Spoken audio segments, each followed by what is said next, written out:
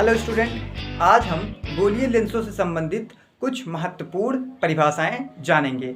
तो welcome to my channel master classes. My name is Talib और आप देख रहे हो मास्टर क्लासेस यूट्यूब चैनल।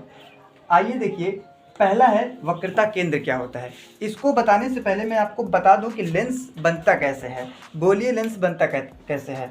देखिए, गोलीय लेंस है तो कोई गोला रहा होगा, तो मैं यहाँ पे गोला बना देता हूँ। गोलीय लेंस जो है वो गोले का कटा हुआ भाग होता है, ऐसा कहा जाता है। देखिए कैसे, मान लीजिए एक गोला है, एक गोला और इसी के जैसा, एक गोला और इसी के जैसा। थोड़ा और अच्छे से बनाते हैं इसको।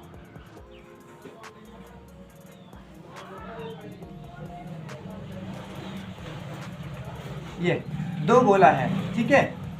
गोलीय लेंस ऐसे रहा होगा।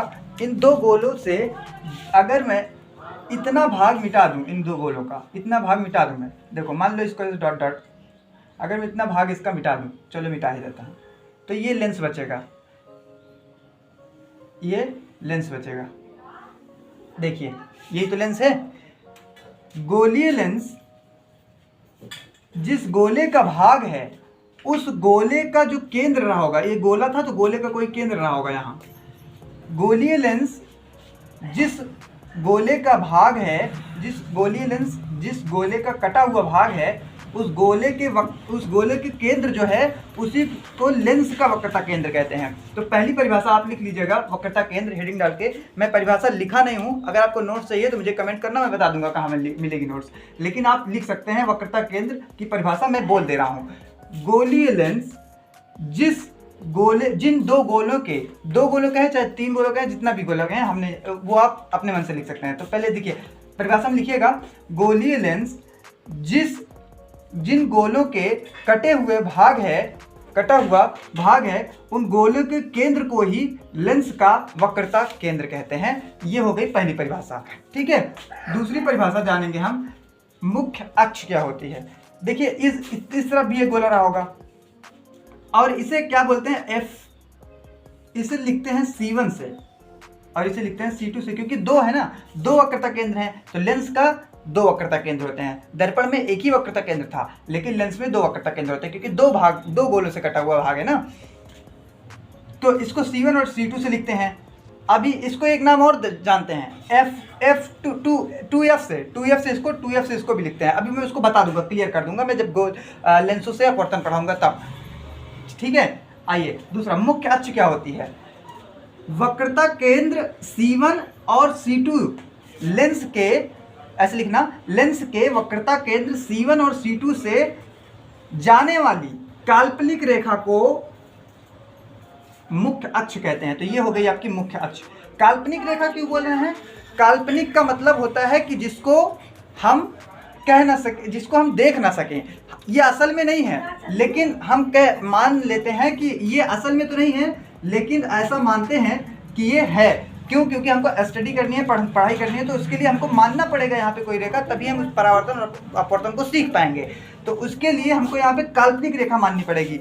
ये असली में नहीं है। लेंस अगर कोई बाजार से आप खरीद लाओगे तो उसमें ये रेखाएं नहीं होंगी, लेकिन अपने पढ़ने के लिए हम इस रेखा को मानते हैं, तो इसलिए इसको काल्पनिक रेखा बोल दिए। मुख्य अक्ष है ये मुख्य अक्ष है, ठीक है। मुख्य अक्ष की परिभाषा हो गई। आइए तीसरी परिभाषा देखिए, प्रकाशिक केंद्र क्या होता है।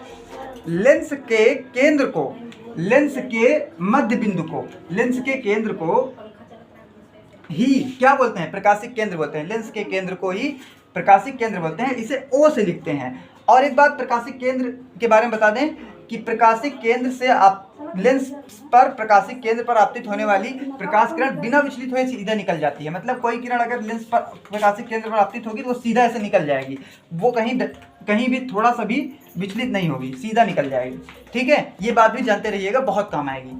मुख्य फोकस क्या होता है? अच्छा, इसकी परिभाषा लिखे, आप लिख लिए होंगे मुख्य। अच्छा एक बार फिर से बोल देता हूं, लिख लेना। क्या?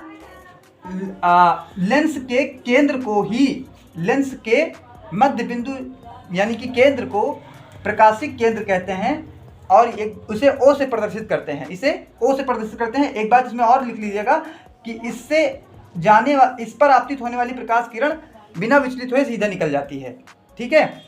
आइए अब चौथी परिभाषा देखते हैं, मुख्य फोकस क्या होता है। ये परिभाषा सबसे ज़्यादा इंपॉर्टेंट है मुख्य फोकस की, ये बहुत पूछी जाती है एग्जाम में। मुख्य फोकस को मुख्य फोकस को परिभाषित कीजिए। ठीक है, मुख्य फोकस की परिभाषा दीजिए लेंस में।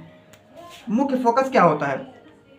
गोली लेंस पर मुख्य अक्ष के समांतर आने वाली किरण, ऐसे लिखना, मुख्य अक्ष के समांतर आने वाली किरण मुख्य अक्ष पर लेंस से अपवर्तित होने के पश्चात जिस बिंदु पर मिलती है उसे मुख्य फोकस कहते हैं। तो यहाँ पर इसका मुख्य फोकस मैं बता दे रहा हूँ। देखिए यहाँ पर इसके मुख्य अक्ष है, मुख्य अक्ष के समांतर आने वाली किरण, मुख्य अक्ष के समांतर आने वाली किरण लेंस पर अपवर्तन के पश्चात मुख्य अक्ष पर जिस जगह मिलती है, जिस बिंदु पर मिलती है, उसे ही मुख्य फोकस कहते हैं और उसे F से निरूपित करते हैं। और इसी प्रकार से F इधर भी होगा, एक F इधर भी होगा।